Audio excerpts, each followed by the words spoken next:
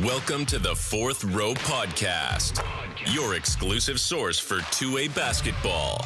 And now, your hosts, coming to you from the Slim 4 studio, Andy and Benny Hill. Welcome to the Fourth Row Podcast, the only podcast dedicated solely to 2A basketball here in the snowy. Actually, it's not snowy. It's been warm. It was warm. Sorry, correction. But it's going to be snowy. I had it written in my notes. It's snowy. It's warm right now, but it's going to be snowy like on Tuesday. Funny, I was talking to Max Sanders the other day, head coach at Gunnison Baseball, and he was talking about the warm weather. I said, well, if it's becoming baseball season, it's going to snow soon. Yeah, oh yeah. So it's going to snow. It's going to snow, and the outlook looks like the next 10 days is going to snow again. So I'm your host, Andy Hill. I'm here with the coach, Benny Hill, and the newest member of the Fourth Row, Peyton Shepard, in the Slim 4 studio, sponsored by Security National. We had quite a crowd in here a minute ago. Super Bowl night, kids everywhere. It was a little raucous, yes. But I think we're ready to settle in. We'd like to thank our good friend Chris Jorgensen in the E15 office for once again being our title sponsor. For any of your mortgage needs, give him a call, 283-3000, turning houses into homes. Just a couple of announcements before we get started. The Fourth Row Podcast is still the number one 2A podcast in the state of Utah. Nobody has knocked us off. 44 weeks running. We might be the only one, but we're still the number one. Bingo. The audio version of the podcast usually will release Sunday night, if not Monday morning. With the audio. The audio is every Sunday night for sure. Yes. It might be about midnight, but it's every Sunday night. And the video has been dropping on Monday mornings. So, and you can find it on our website at fourthrowmedia.com, or you can find it on teamhive.live. Along with any of the games that you happen to miss from last week, you can check out the games and you can check out the podcast and get a rundown of what's going on. Just have to kind of scroll down a little bit. There's the games up top, and you just got to scroll down maybe one scroll, and you'll find it. The section that says podcast, and we're the only one there. So make sure you follow us on all of our social media channels at Fourth Row Media. Make sure you follow Peyton on all of hers. Even if you're a high school boy, you can follow her, right? Yep, that's all right. She's got her own personal page, Pay.Shepard, and PS scenes if you have a wedding or I don't know, anything else. I always see all kinds of things. Like if you want some Valentine pictures, maybe. Sure, I guess. Some of those funky like 3D looking things. Yeah. I've seen those on there. Do people come and do those? Yeah, it's fun. Also, if anyone's wanting some pictures at state basketball, if I'm around. Oh yes. I mean, gonna be up there all weekend, boys or girls. If I can make it to the game, happy to take some. Just reach out. So they just contact you, message you, and say, hey, this is my son or daughter. Can you get some pictures? Yeah. Oh, we can see if we can make it work. So. Awesome. That's exciting. You did send over some cool pictures of Jet. Yeah. From Friday night, so thank you for that. I saw he made a Visco post. I'm still not sure about this whole Visco thing. I've heard about it. It's some kind of a picture app, right? Yeah, it's just kind of like Instagram, but not. I don't know. Oh. Interesting. We are starting a bit of Bones has posted multiple times. I've you see seen those? that. Yeah. And a couple of his buddies have posted, the freshmen have posted about their basketball season. So We're maybe moving up. we're making it. Yeah, starting all the a trend. boys. It's a good thing. You can share your game pictures. Yeah. And how it went. All right. Benny, what we got going on tonight? We have, like you said, we just got finished with the Super Bowl evening, so there was a lot of stuff going on. We got pushed back a little bit this evening, so we were going to start at 8, and that would have been right in crunch time of the fourth quarter. Right in the boring fourth so I quarter. told Peyton and come over a little bit later, get through that. But no, it's been a fun weekend as the RPI came out Saturday morning, obviously. So tonight we're going to talk about the RPI, boys and girls, and then we're going to have a little bracketology and talk about both brackets. Mm-hmm. And some interesting matchups, teams that have previously played throughout the season, or some matchups that are going to be very intriguing as the tournament plays on. Yeah. It's always interesting once it comes out, see who's happy, who's not happy. I don't know that anybody's always excited about their draw. No, well, Sal Severe is very excited. I do know that because I've talked to a few of them, ran into them at Walmart. Yes. So I guess in one case, there's one group that's extremely happy about their bracket. Yeah. Well, before we get into that, let's talk about last week. Some fun, exciting things happened last week. We'll lead up to Friday night. We'll get to that in a minute. I know there's a big Sal Severe Parowan. Parowan got Sal Severe at home on senior night. A lot of senior night activities going on. Was that a Parowan senior night? At senior Parowan, yeah. That is true. Yeah, we went out to the Sal Severe game. Yeah. So they, Region 19 was winding down. So Parowan got South Sevier on their senior night. And in the Region 19 championship, in what was a fantastic game, Enterprise Wolves outlasted Kanab Cowboys on their senior night at home on Thursday to take the outright Region 19 championship. And then on Friday night, North Summit, the upstart North Summit Braves and Mel Brown took it to the Duchesne Eagles on their senior night. So a lot of things going on, and that led us to Friday night here in Gunnison with North Sevier and Gunnison. Peyton, we'll turn it over to you. Oh, boy. Well, game started out really hot for the Wolves. They were on fire. Holy cow. I honestly would have to say that's the best team basketball I've seen those boys play. I think we were up 15 going into half. And then Gunnison got like 3 wide open fast break layups. And then come later in the fourth quarter, 2 huge threes back to back and then a wide open layup. So like props to you guys for fighting their way back. I feel like our offense stalled out. I think we only had 10 or 11 second half points. Really? So, well, obviously, yeah, it would have been. So yeah. Yeah, they were hot to start with, and then they cooled off considerably. Oh, very much so. Not many shots going in the second quarter, and not a lot of free throws going in either. No. Yeah, it was a rough night for the Wolves with free throw shooting. I mean, okay, when do you ever get to shoot 6 technical free throws? Like there was some things that happened, and we were 1 for 6 on technical free throws. So I'm just like, those are free points, guys. Come on. But we held out at the end. So. Yeah. So, yeah, North Sevier comes out with a win against Gunnison in the rivalry matchup, the rematch of the rivalry, where Gunnison got them a couple of weeks ago in North Sevier. And this game was, yes, it was an exciting game. Yeah. I will say this. There was a fantastic crowd. That was one of the better crowds in Gunnison in a long time. Loud. It was the loud being down there in front. That was as loud as it's been all year. And our gym is larger than most traditional high school gyms in rural Utah. It is a big facility, and so it doesn't generally get very loud. But it was a loud crowd. It was loud. Good student sections on both ends. In back, the parents section in back of the teams was super loud. And then you had to throw the students on top of that and everything else. And anyway, it was a fun atmosphere. It was a good competitive game, which I always want a good competitive game. Yeah. But that is the rivalry.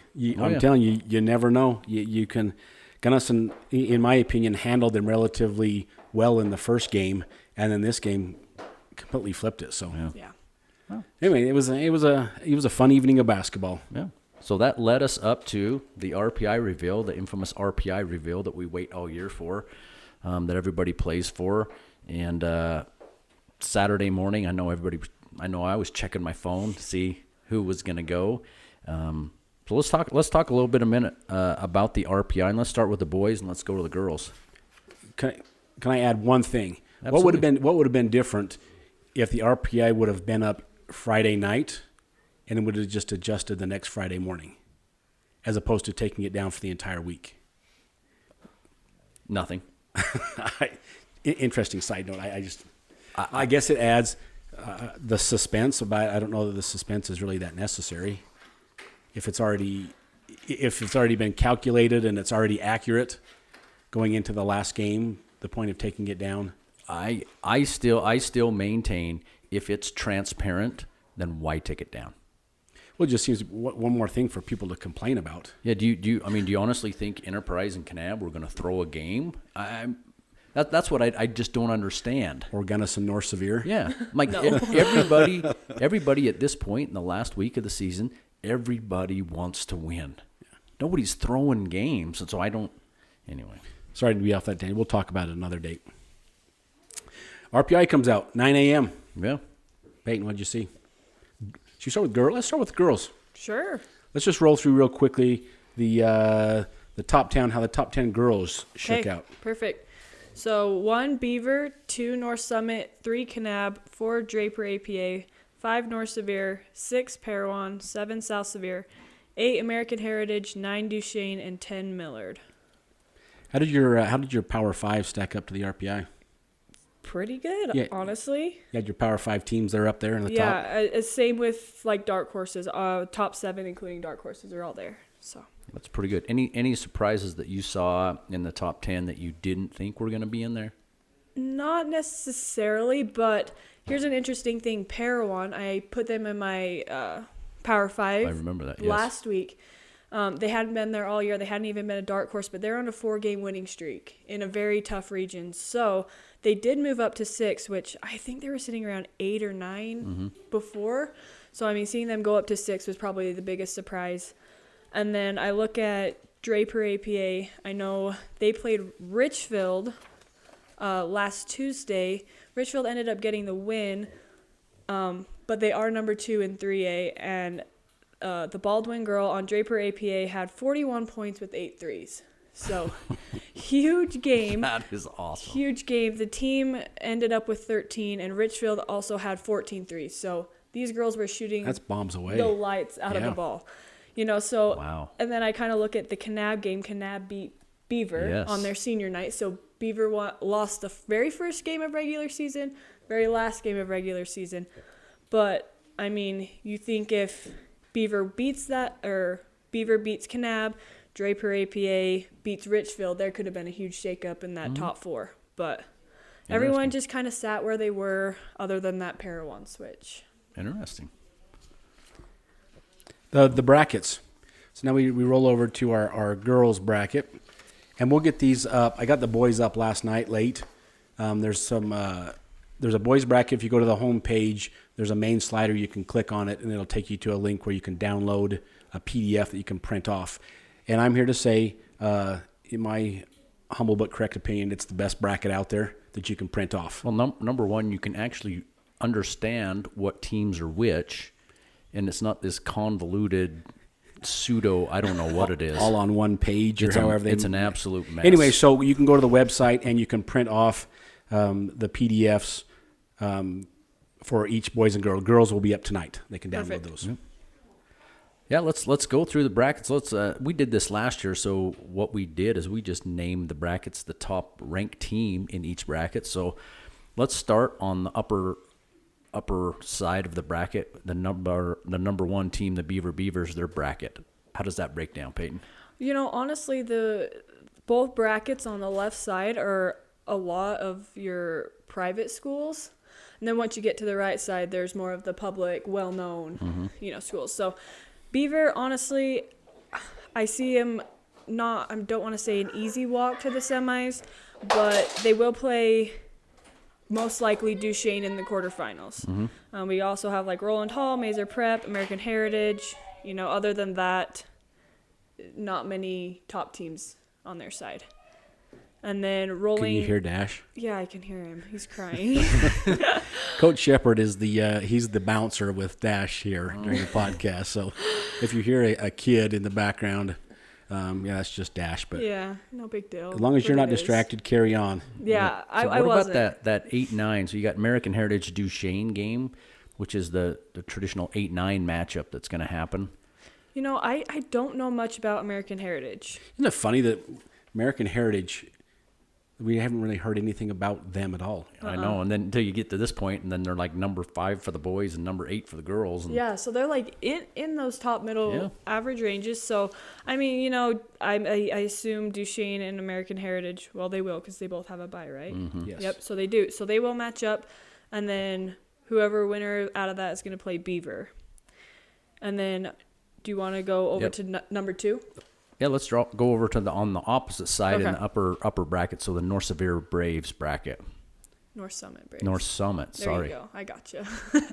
All right, we got North Summit in this side, San Juan, Gunnison, Millard, Wasatch, South Sevier. Wait, why do we have Duchesne filled out on this one? Probably an error on my part. Oh, okay. I was just confused a little bit. No. All right, so North Summit's been a solid team all year. Had them in top or Power 5. They're sitting number 2 in the RPI. Honestly, I see them going to the semis, but that's just a personal opinion. We also have South Sevier, who they could potentially match up with in the quarterfinals, which would be a very interesting. I'm not sure if they've played this year, but I think that's going to be one of your best games on that side of the bracket. If we don't mind, I just checked at American Heritage. They played North Severe earlier in the year North Severe beat them 53-43, 10-point spread against American Heritage. So obviously a team that can play. Yes. 10-point spread with the North Severe. North Severe is very talented and good. So American Heritage is going to be a competitive team. And I see, if you want to compare stats like that, North Severe's beat Duchesne, by 10. I think the other one was about by 5. So that could be a very good matchup for Duchesne. Tough matchup. And then moving down to the number 3, we have Kanab Cowboys. Some other teams we have in that side of the bracket is Merritt, Waterford, Enterprise, Freedom, Parowan. Kind of just going off of that, Enterprise hasn't had a great season this year. Parowan's beat them twice in region. I'm pretty sure on that. But like I said earlier, Parowan is on a 4-game win streak. They did beat Kanab. So if those two were to match up in the quarterfinals, that's going to be a tough Parowan did game. beat Kanab. Yes, they did. By Interesting. 1. So very interesting matchup there. And then on the number 4 side, not just because I'm a North Severe Wolf, but this bracket is kind of the most appealing to me. We got Draper APA at the number 4 spot. And then you got St. Joe's. Is that Utah Military. okay? Utah Military, Hillfield. Then we have Rockwell, APA West Valley, and North Severe. So like I said, lots of private schools on this side, but I think that Draper APA North Severe game is going to be huge. My dad was talking to me. He's like, who is the one team that you think, like, top 5 that we wouldn't want to match up first against? I'm like, Draper APA. and that's what we drew, but that's okay. And I just think that Baldwin girl, she's obviously very capable with, scoring 41 and 8 threes against the number 2 Richfield team, which could be scary. But, if whoever wins that is going to have a heck of a matchup against Beaver in the side. How many threes do you think are going to go down in a North Severe versus APA Draper matchup? 20 plus? Probably. I don't think quite as many as Draper APA Richfield, but I think it's going to be up there. That would make for an exciting game. That would be a quarterfinal matchup. Yep. That'd be a fun game. Be interesting. I traditionally I haven't followed girls that closely. Knowing what it's like now, I can see there's going to be potentially some fantastic games at the state tournament. Absolutely. The thing that you could kind of with the girls, I've had a top 7, top 8 all year long. There's not really many middle teams that you're like, well, they could. It's either they've been really hot all year or they're not. So, just kind of the big dogs, North Severe, Draper APA, NS, North Summit, South Severe, Kanab, Parowan. I kind of see them all making it to quarterfinals, semis, and then just whoever's hot that night, because they're all very even and all very capable of beating each other. Yes, that could make for a fantastic semifinal matchups that could go anyway. And so from semis down to finals, it could be just roll the dice. Yep, I'm It excited. could be very exciting. Yeah, it's going to be fun. Awesome. Boys brackets. What did you think on the boys RPI, Andy? Your honest opinion when you saw the RPI come out. What did you think? I was shocked that Millard went to number 2. There was some big moves. That was my first response. Just looking at what had to happen. Now I knew that South Severe and Kanab were ahead of them prior to the RPI coming out. So both of those teams had lost games. South Severe got beat by Parowan. Kanab got beat by Enterprise. But I thought, okay, so those guys lost. I still didn't think it was enough for Millard to move to the second spot. Congratulations to them. Yeah, shout out to the Eagles. They went out and they won everything that was put in front of them. So they did what they needed to do. Right down to the end where Duchesne pushed them right to the edge, at the end of the season. But that's the one that kind of shocked me the most is that and then the other one, I'm surprised how much Gunnison dropped. That was the other one I was going to say. I was surprised. This late in the year to go almost drop 4 spots. Mm-hmm. Yeah. And I know we lost a tough one at Duchesne and then we lost to North Severe. I just didn't see that happening. Yeah. Those are the two things that I think really just kind of caught me off guard. But there's some very intriguing matchups. Absolutely there are, Some intriguing matchups. So let's run down the RPI as it shook out. The Enterprise Wolves took the top spot. Millard, number 2. Kanab Cowboys, 3. South Severe, number 4. lost my spot here. American Heritage was 5. Number 6, APA West Valley. Number 7 was Duchesne. Number 8, Parowan. Number 9, San Juan. And number 10, rounding out the top 10, was Roland Hall Winged Lions. You can go one more spot if you want to. Number 11. The 11, North Severe Wolves. Coach Shepard and his North Severe Wolves. I don't know if you've ever made this clear, but he's always watching the podcast, so he's here with us tonight. So, North Severe up at the 11th spot. Yeah, so congratulations to them. At this point, you play all year long. They roll it out. Here's the RPI, like it or not. I think at the end of the day, it was pretty fair for what it is. I mean, we've talked a little bit about there is an RPI on Max Preps that's slightly different. Yes, takes into account for strength of schedule. Change the teams up a little bit, but this is what it is at this point, and this is what we're going to play with.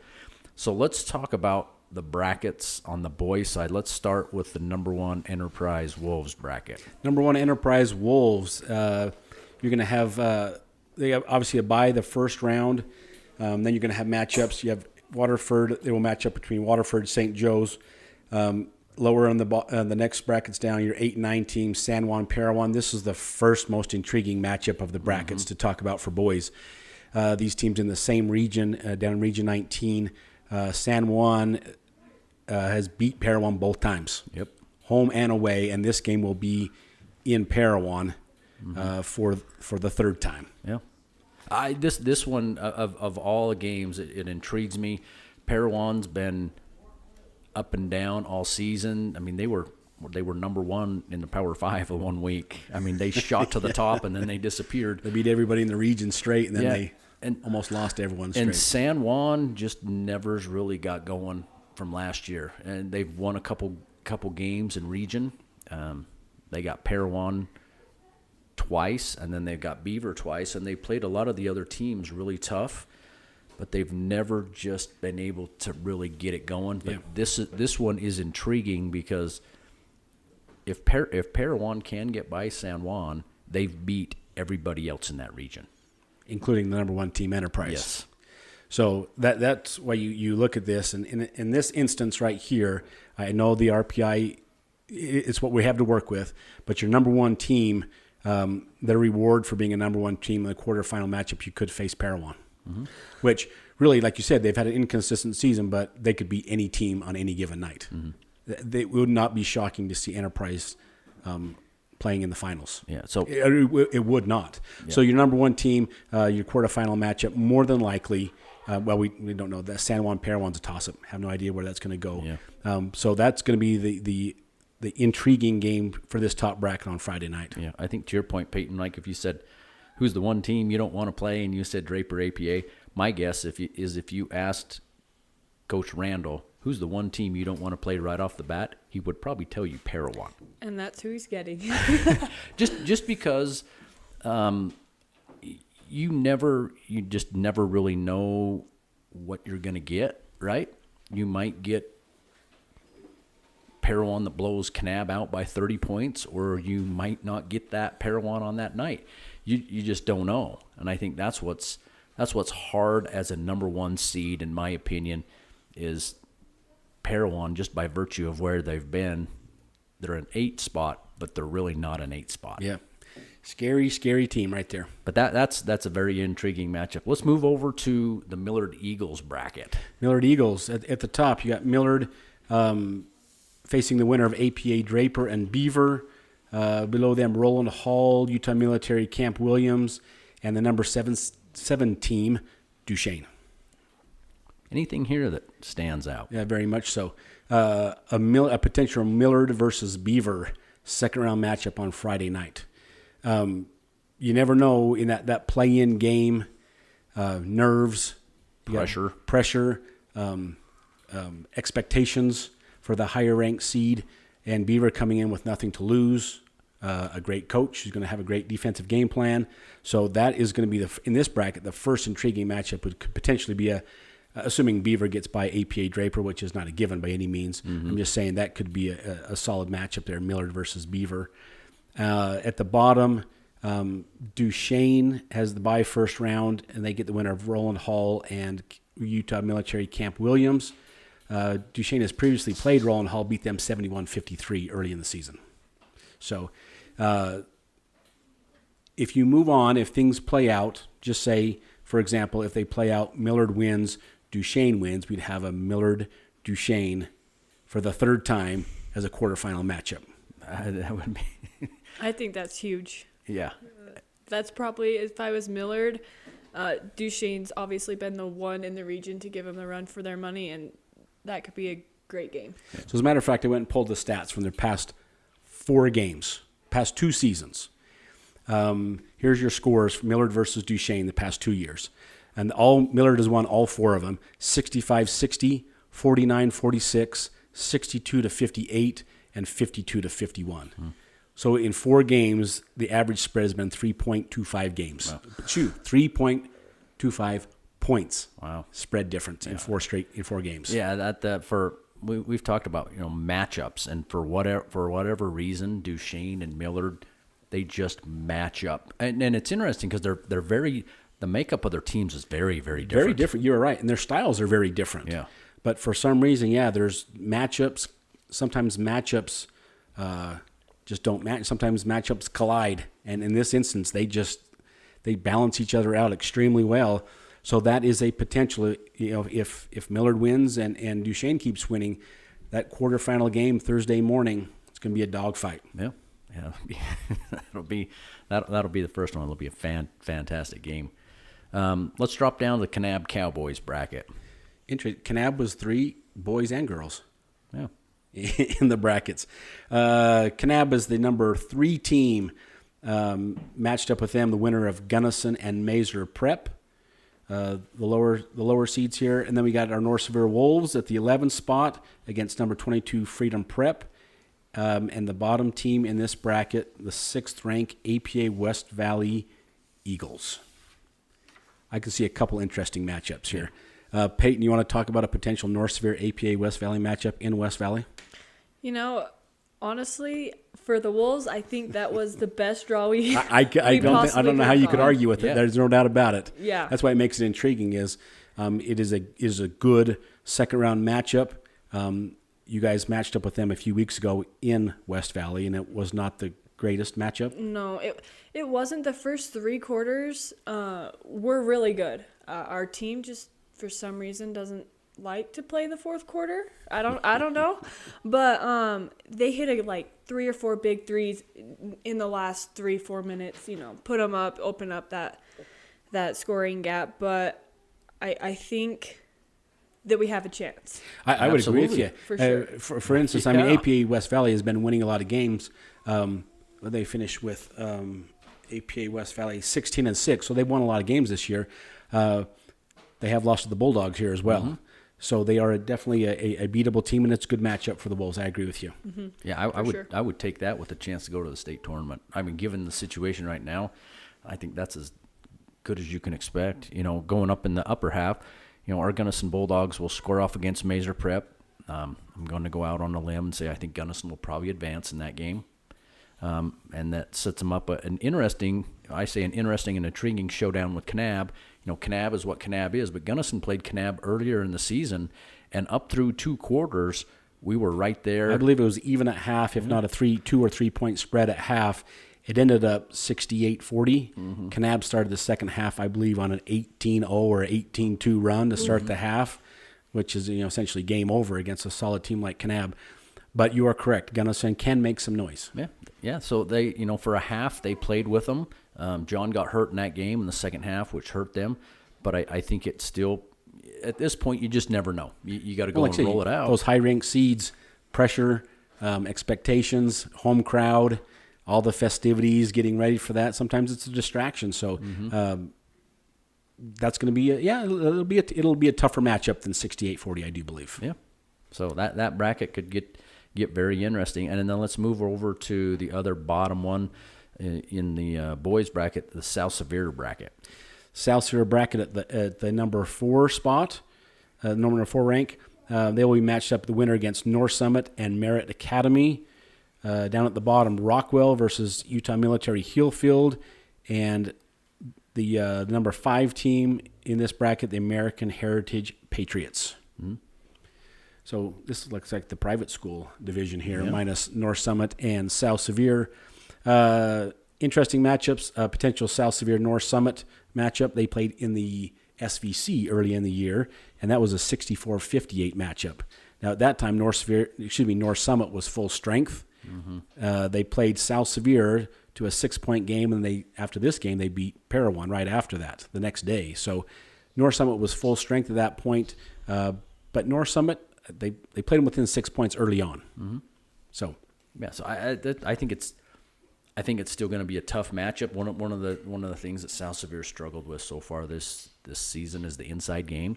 So if Mel Brown and Buck Sargent come in and have big games, you just never know. Yeah, that could be an interesting game. And South Sevier, they will shoot. It'll be bombs away, and if they're making them, it's going to be an easy night. If not, they could be in a dogfight too. Yeah, so that'll be interesting. And then I think the bottom half, Rockwell's going to put some points up. Fighting Henderson's. The Rockwell American Heritage game is going to be interesting. You'll see a lot of 3-point shots in that game. They have matched up. The previous matchup, American Heritage beat Rockwell 67-53. Interesting. And I think if assuming let's just kind of assume down the road. Let's assume that South Sevier and American Heritage moved on and met in the quarterfinals. You would see some fireworks in that game too. Oh, absolutely. And American Heritage, same thing on the girls' side. They're for Region 16 and Region 9, an unknown. So maybe they come in, I don't know, maybe they have great size, great length, great scoring. That's very intriguing. That's a very, very, probably the most unknown and intriguing matchup in the quarterfinals would be an American Heritage South Sevier game. Because I think last year, Roland Hall came in, and Roland Hall, we had met Roland Hall, and you'd went to some of their games and caught up with them, so we were familiar with the size that they had. But I don't think anybody else thought that size was going to be legit size. And they came and smacked South Sevier in the mouth and handled them pretty easily. So I think the similar situation here with American Heritage coming in as an unknown, and they do have size. So interesting game. Yeah. No, there's some intriguing matchups. A lot of things going on. What maybe before we move on, what are some of the things that teams are going to be doing this week to prepare for these games? Let's start with you, Benny, and then go to Peyton. On the boys' side, you're back coaching again. What are things that you're doing this week in preparation for these games? I would think first and most the obvious thing is Friday night's the only important game. Now the reality of it is if you're a top-ranked team and you're playing an opponent that is severely lacking, which is possible with matchups, then you can start planning ahead for your potential anticipated quarterfinal matchup. But I think most of these coaches, that Friday night game is obviously that's the key game. You have to have it. So I think they're all right now just dialing in on their Friday night game. I'd say kind of the same thing. I look at our North Sevier Wolves. Who is it that we're playing actually? Is that bad? I don't know. So they'll have a bye. Freedom Prep. Yeah. Freedom Prep. Oh, I'm sorry, on the boys' side, yeah. Yep, on the boys' side. So my husband and I were talking a lot about getting some boys some confidence, working on those things that we're not feeling up to par on right now for that Tuesday night game. And then obviously looking towards Friday, making sure we're tuned, making sure we're confident going into those games. On the girls' side, if you're an upper bracket, honestly, getting healthy for a lot of teams could be very important too. It's the end of the season. Kids can be worn out. Making sure they're getting rested up, but also staying fine-tuned for that Saturday game. You make a great point on, for instance, the teams, the lower seeds, the 10 and lower seeds that do have to play a game Tuesday. That potentially is somewhat of an advantage that you play that week. You're playing full speed. You're going through your normal practice, getting into a game. So then Friday, you've already picked up a win, like you said. Confidence builder. Maybe you blow a team out and you get real hot shooting and your offense flows really good and kids get a feel for that. Going into a game, like you said, you win that Tuesday game convincingly and then roll into a Friday game. It could be a huge advantage. I would point to several years ago, my own experience. The Gunnison Bulldogs were a 5 seed North Severe was a 12. They go and play a game on either Tuesday or Wednesday, one of these first round games, absolutely smack the team, have a great night. Everyone's happy. They're pumped. They're coming, they get a win and everyone's excited. So they roll into Friday pumped as well. And then they beat us. Mm-hmm. So, and I do remember hearing people on the radio talking during that game, listening to it. And they were, one of them was good friend Nolan Anderson. He's like, this could be a great benefit to the North Severe Wolves to be playing in this game, getting prepped for a Friday night game. So I think North Severe this year can benefit from that, and there may be some other teams that can benefit from that Tuesday game going into Friday. Yeah, I think there's a lot to be said. You've been in this schedule now for how long? You're either playing Tuesday, Thursday, or Wednesday, Friday, and all of a sudden you sit around all week long. All week long, yeah. At the end of the season, at this time of year, practice gets really mundane, right? It's hard to keep kids going. It's hard to keep them focused, and all it takes is one bad game, and you think, there's a lot of these lower seed teams. Even I would say this, even at this level, in the 2A level, on any given night, the top 10, 12 teams, somebody can beat somebody. I mean, yeah, it's not like these top teams are unbeatable by any means. Yeah, you have a bad night. We've seen this before. Guys get hurt. Somebody gets banged up. Somebody does something stupid. They're in practice. They roll an ankle or something happens, and it completely changes the dynamic. And all of a sudden, all your mojo and everything you have planned gets thrown off. And so I think at this point, you make a good point. You got to be healthy. You go into that game on Tuesday night. If you play the game, great. You go in, work on some things, work on your offense, work on your defense, get the confidence back in. A win is a win. That's how I look at it. A win is a win. At this point, yes, a win is a win. And you take that and you build from it, and then you go from there. And at this point, you got to win. You got to win in advance. That's what you got to do. Well, and the other thing, too, going into the playoffs at this point right now is, say, for instance, a team like Parowan, who's been inconsistent and up and down, they have a complete reset. Mm-hmm. They can take this week to reset. They have a bye, so they're at home out. You take a reset, and you got just as good a chance as anybody else. They got hot early last month in January. They got absolutely hot as can be and beat everyone through the region. They could get on a run right now. Yeah. So it's 0-0 for everybody. Yeah, it's going to be very interesting as we move closer and closer to, I guess, technically what we call the state tournament that will start a week from Thursday at Salt Lake Community College. Up until this point, we're still technically in our play-in games. Yes, our first and second round play-in games. Yes. Yeah.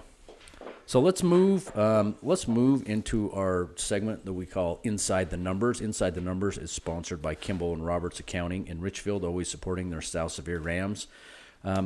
Maybe not necessarily talking about numbers tonight, but what do you think? Maybe I'll ask both of you, since Peyton, I know you played and you not too long ago played in these type of situations and moved into the state tournament. Benny, you also coached. What are some of the numbers from your teams specifically that you may be looking at as you start to focus in on these games? Is it shooting? Is it free throws? Is it turnovers? Is it what kind of things are you looking at right now to try to improve? What do you think, Master 2-time MVP? Oh gosh, definitely free throws. Like in any game, free throws are so important. I feel like girls basketball, if you can make a fast break layup and score off of turnovers, you're going to be doing all right. Mm-hmm. So, just limiting those. If I was a coach, I would be working on a lot of press breaking in these situations, tight game scenarios, because you never know what you're going to get. Any team's going to show up. Like, I don't think we're going to have a lot of blowout games on the girls' side, especially once you get to those quarterfinals, semifinal games. They're going to be close. Lots of really good teams, and like I said, handling pressure, last-minute plays, last-second draw-ups, situational things like that. That's what I'd be focusing on. Yes, and that's what I wrote down. And I'm by no means an expert in postseason play, but late game scenarios, I think you're correct, Peyton. Late game scenarios are something that maybe some coaches or teams don't spend a lot of time on, because just during the season, things are so busy, and and so chaotic that you don't. But when those situations arise and you're not prepared for them and you get caught with your pants down, it's a tough thing to swallow. So I think a lot of these coaches, these higher level teams that continually find themselves in the state tournament, they will be prepared for late game situations. The other thing that I thought about is the mental toughness and team chemistry going into the state tournament.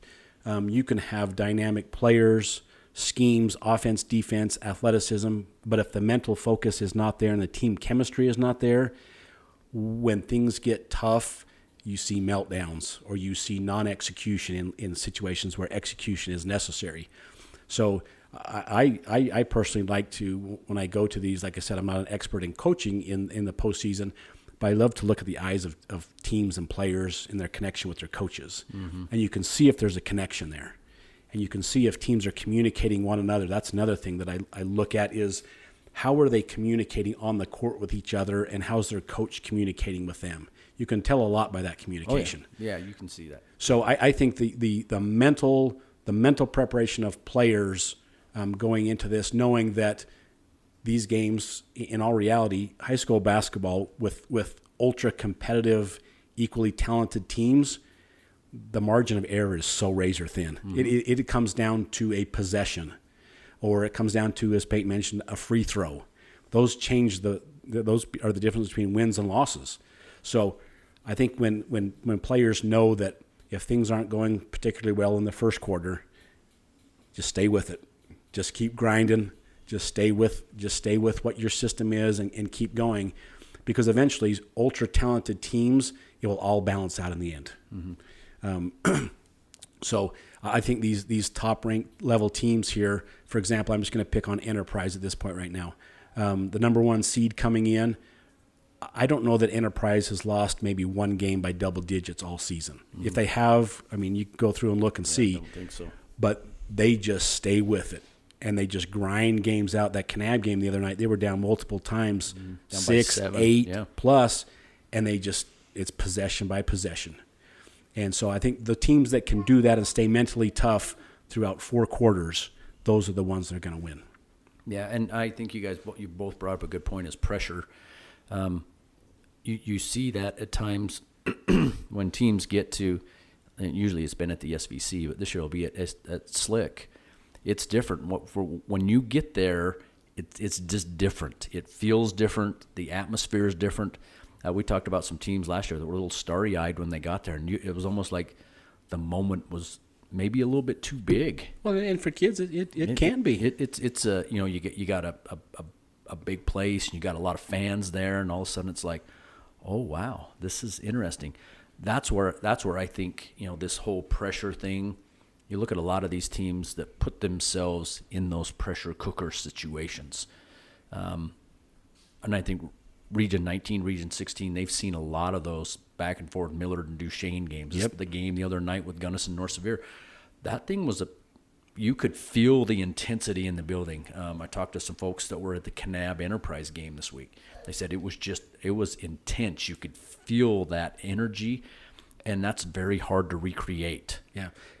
Peyton, if you could here, throw you on the spot.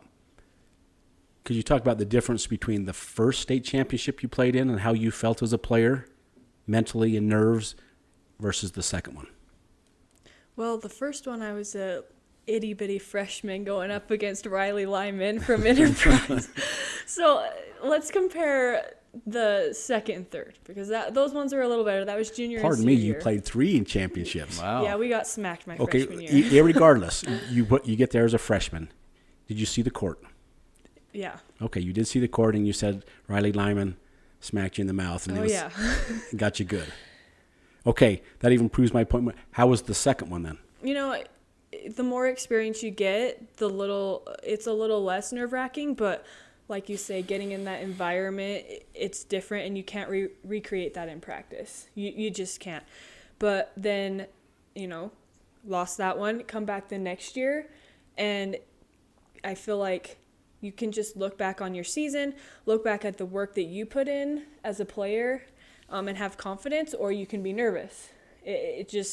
kind of plays out of how you are as a player. But I think your leader going into those pressure games and those big games is going to be very important. You know, keeping teammates calm, never giving up, those type of things. Because if your leader can show that example, like, we're not going to lose this game, we're in it to the end, that's the thing. So, like, you look at, I don't know, say Miller, for example. If Miller makes it that far, I see Hunter Rhodes being one of those guys that's going to lead his team, stay calm. He's performed very well in those tight games, and, I mean, that's what any team needs. That is a great point, is the when you talk about the team chemistry, it's going to be each of these teams has their 1-2 leaders, and we know who they are, and they are the ones that have to have the big moments, the big games in the big moments. Absolutely. For their teams to win. So, and like I said, as I look through each of the, just going off our top 4 teams, just to say them, our top 4 in each bracket, they each have 2 guys, at least 2 guys that have the ability and the leadership to carry them to a championship. So. Yeah, and I think even beyond that, you look at the coaching staff. You know, I think from a coaching standpoint, once you've been there, you do things differently too to prepare. So Coach Randall, this isn't new for him. Exactly. Right? Yeah, they've been there. He knows what to do to prepare his boys. Coach Rhodes, they were there last year. Coach Glazier, they finished 3rd in the state last year, and Coach Christensen, you know, they were there and lost a tough one to Roland Hall last year, but I think they all learned things from being there last year. So you come back again, you say, all right, this is what I learned, good or bad, and then you move on. Yeah, so the coaches have experience being there. They will make their adjustments. And unfortunately, all of these coaches are going to have to deal with the travel. Hotels and travel, that's probably the worst part about it. Yeah, Kids love it because they get to go have a little fun time at the hotels, but for coaches, it's a little stressful thing. So they're all going to have to deal with the travel, at least all these teams down south. Some of the teams up north that make it obviously won't, but all our top 4 teams will all have to deal with that. Yeah, and you know, I'd say same thing on the girls' side. You got some coaches. Coach Marshall from Beaver, he's been there before, right? He's won state champions. You know what it's like. Coach Holmes up in North Summit, he's been there, knows what it's like. Coach Glover down in Kanab, they won last year. They know what that's like. Draper APA is a little bit new to the game, right? But at North Sevier, they've been there. They have a coaching staff that's been there before. They know what that's like. And so this is going to be an interesting dynamic to put those players there, coupled with the coaches, and see who can get through there, who handles the pressure, who handles the matchups, who deals with the travel, having kids sit around all day long in hotel rooms. I think Salt Lake community is going to be very different than the SVC. Yeah, it'll be a different environment. Everyone, Right? That was a familiar environment for everybody. Oh yeah. Fans, coaches, players, everybody was familiar. So this will be a unique thing. Yes, it will. So I think that creates different things. It's a different shooting gym. Everything's a lot different at Salt Lake community. So that throws a whole nother wrench in. And traditionally, when you're at the SVC, you get a lot of local people that are going to come.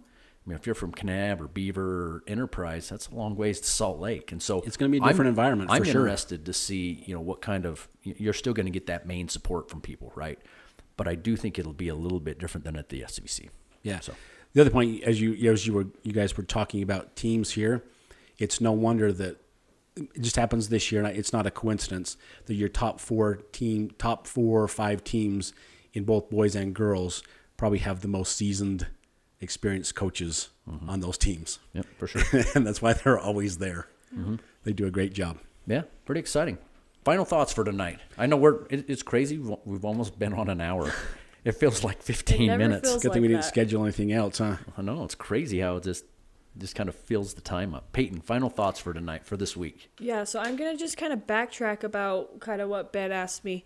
Final thoughts, I don't know if you guys have ever talked about this before or with who was on the last week? Shane Blackett. Yeah. Or if he touched on it, but just about those pressure situations, and I think visualization is huge.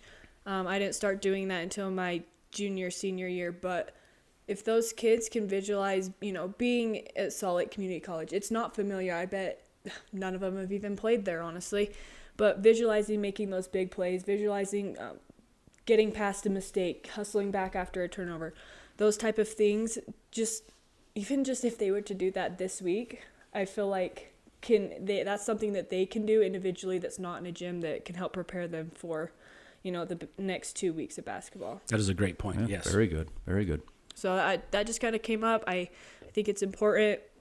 And I wish more kids did it. I don't think they realize, I don't know, if you want to listen to your rap or hip-hop, whatever you listen to, just turn it on and, think about you making that three. Think about you stepping up to the free throw line with 5 seconds left and hitting that big game-winning shot. So I'm going to carry on with that, too. I think that's a fantastic point. If, like I've mentioned before probably several times, to do it all over again, if I was to coach again, the connection with players and the focus on their mental status and their focus on the game and just being focused possession by possession, I think that is ultimately the key to the teams that win championships. Because inevitably there's going to be turnovers, there's going to be missed shots. Maybe you're throwing bricks up early. Maybe the reffing's not going your way. There's all these things that can go wrong early in games, and if you allow those to impact your mental focus, it impacts your execution in the third and especially the fourth quarters. So I do believe that the teams that can mentally just grind games out and stay focused through 4 quarters, that's the team obviously is going to have the best chance to win. Mm-hmm. Absolutely. My final thought for tonight, I was actually listening to a thing from Kobe Bryant today. He was talking about his Mamba mentality. Mm-hmm. And Shane mentioned the Mamba mentality. You hear that all the time. So when Shane talked about it, I thought I went back and listened to some stuff from Kobe. And he says the Mamba mentality really is being prepared for when you're in the situation that you can perform. And it seems simple, right? And in one of the things they said, Kobe, what are your thoughts about losses? What did you think about losing? He said, I loved it because then I could go back and figure out what I needed to do to be better. So I think my final thought for tonight is this week is a good preparation time for all these teams to go back and review, all right, how did we get beat? What did we do wrong? What did we need to do to improve, whether it's free throw shooting or turnovers or rebounds or whatever it is, and then use this time to reset and say, all right, this is how we got beat. We're not going to get beat that way this time, and be mentally prepared when that time comes to go and do that. And I think the teams who do that the best will end up eventually winning, both on the boys and girls side. If you're like Beaver Girls, they've only lost twice, but my guess is Coach Marshall could say, here's how we got beat, and we're not going to get beat again. Yeah. All these are seasoned coaches. They're all doing that. Whoever does that the best will be playing on Friday night in the semifinals and eventually on Saturday in the finals. So it's going to be a fun week. It's going to be, yes. This week we just got we got boys on Tuesday, Friday, and the girls Wednesday, Saturday. Mm-hmm. Then the state tournament the following week. Yep. And I'm gonna go out on a limb and say this. I think at some point, probably on Friday night in the boys, there will be some kind of wild upset. I have this gut feel that it's just been one of those years where somebody's gonna make it happen. Yeah.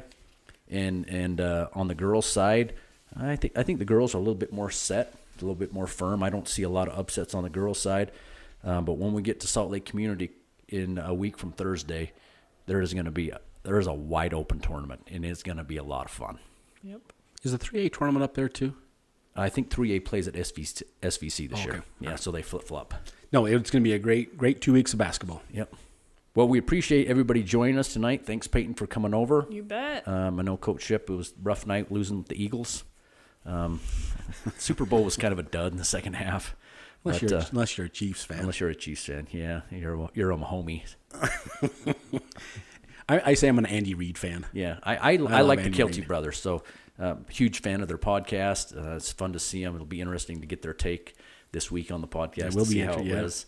I'm big fans of players myself. I love Travis Kelce's game. I love Jason Kelce's game. First time in my life I actually watched a center play. That is, you never would have either.